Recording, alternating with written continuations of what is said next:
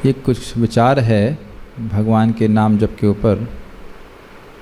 श्रील प्रभुपाद जी कहते थे कि भारतीय लोगों को विदेशी लोग कहते थे ये लोग मूर्ख हैं, देखो माघ का महिमा है और ठंड में बाहर जा कर के गंगा जी में स्नान कर रहे, कितने मूर्ख हैं। लेकिन वस्तुतः भारतीय मूर्ख नहीं हैं, वो जानते हैं कि यहाँ आज हम थोड़ी तपस्या लग रही है, तपस्या हो सकता है, लेकिन आगे बहुत बड़ा लाभ हमको प्राप्त होने वाला है। ये शास्त्र के द्वारा सुन करके भारतीय लोग इस प्रकार से तपस्या करते हैं। तो प्रभुपाद जी कहते हैं कि भारतीय या कोई भी व्यक्ति जो आज शास्त्र के अनुसार शास्त्र अनुमोदित तपस्या कर रहा है, उससे उसको बहुत बड़ा लाभ प्राप्त होगा। तो आज व्यक्ति सोच सकता है अरे मैं तो जब कर रहा हूँ, बाकी लोग तो मौज कर रहे हैं सो कॉल्ड, लेकिन आगे कितना बड़ा लाभ उसका होगा अंदाजा ले लीजिए कि एक कृष्ण नाम के समान करोड़ों करोड़ों अश्वमेध यज्ञ भी नहीं है। तो सोच लीजिए जो जाप कर रहा है उसे कितना लाभ हो रहा है। दूसरा बात, साधना भक्ति के संबंध प्रभुपाद जी समझाते हैं, जैसे आप फोटो में देख रहे हैं यहाँ पे, कि देखिए हर छोटा बच्चा प्रारंभ में चल नहीं पाता है, लेकिन क्योंकि चलने की प्रवृत्ति बच्चे में नैसर्गिक रूप से है, इसलिए अभ्यास के द्वारा वह प्रवृत्ति बड़ी प्रकट रूप में आगे आ जाता है, बड़े आसानी से वो चलता है, दौड़ता है, सब कुछ कर लेता है। उसी प्रकार से भगवान को प्रेम करना ये जीव को के लिए स्वाभाविक है, केवल साधना भक्ति के अभ्यास के द्वारा वह प्रेम जागृत किया जाता है। ये बात है समझने वाली। साथ ही को समझना होगा कि बच्चे को उड़ना नहीं सिखा सकते हैं, चलने की क्षमता क्योंकि है नैसर्गिक रूप से, इसलिए चलना सिखाया जा सकता है, लेकिन उड़ना नहीं सिखाया जा सकता अभ्यास के द्वारा।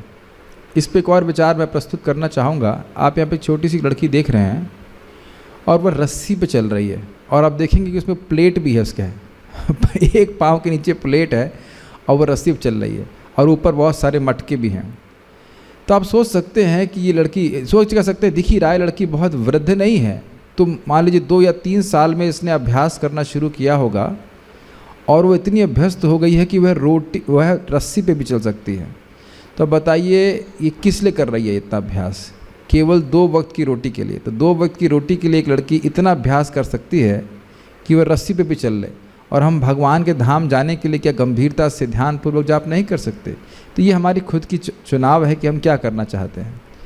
नेक्स्ट, ये बहुत सुंदर है, ये महात्मा प्रभु हैं श्रील प्रभुपाद जी के शिष्य, और उनका ये वक्तव्य है, इंग्लिश में लिखा है, इसको मैं हिंदी में बता रहा हूँ सीधे, कि किस प्रकार से अभ्यास का प्रभाव होता है। वो कह रहे हैं कि सालों साल बड़ी गंभीरता से नाम जप करने का ये प्रभाव है कि मेरा जो जप का स्तर है वो एक लेवल है, उससे एक स्तर से नीचे नहीं जाता है। अर्थात जब भी वो, उनका ये स्वभाव ही बन गया है कि वो ध्यानपूर्वक जप करें। तो ये बहुत अच्छी बात है कि हम जब भक्ति का अभ्यास कर रहे हैं तो गंभीरता से करें, और गंभीरता से करने करते ये चाहे थके हों, चाहे नींद आ रही हो, चाहे कुछ भी हो, व्यक्ति का अभ्यास ही उसको खींच लेगा, ऐसा करेगा कि वह ध्यानपूर्वक ही जप करेगा। कितनी अच्छी बात हो जाएगी।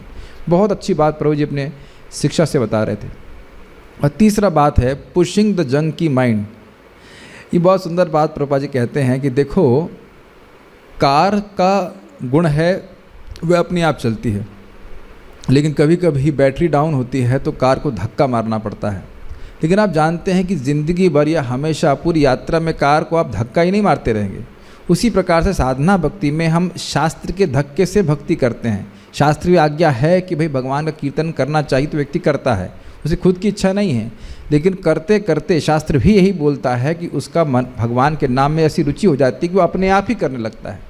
इस संबंध में एक और बात है जो यहाँ पे शायद नहीं दिखाया गया है।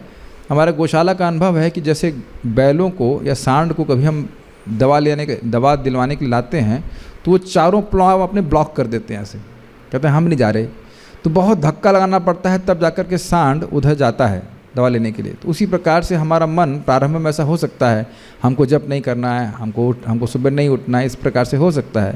लेकिन अगर हम अभ्यास करते रहेंगे तो आप देखेंगे कि मन का अभ्यास, मन की इंक्लिनेशन, प्रवृत्ति हो जाएगी भजन करने की।